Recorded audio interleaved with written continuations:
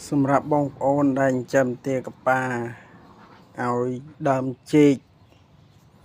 chùm này bà dưỡng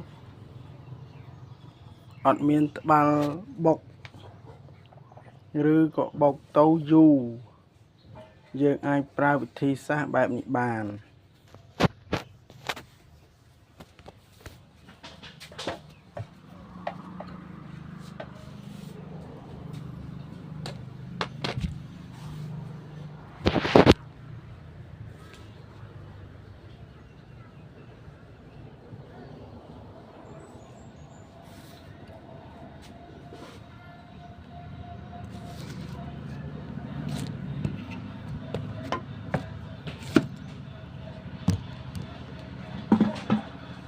như đâm chê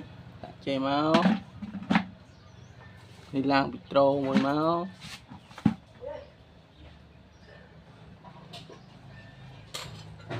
tưa và nên nó vậy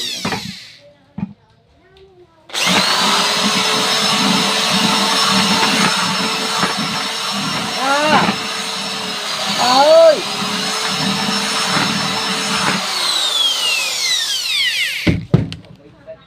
ở bên này nào tê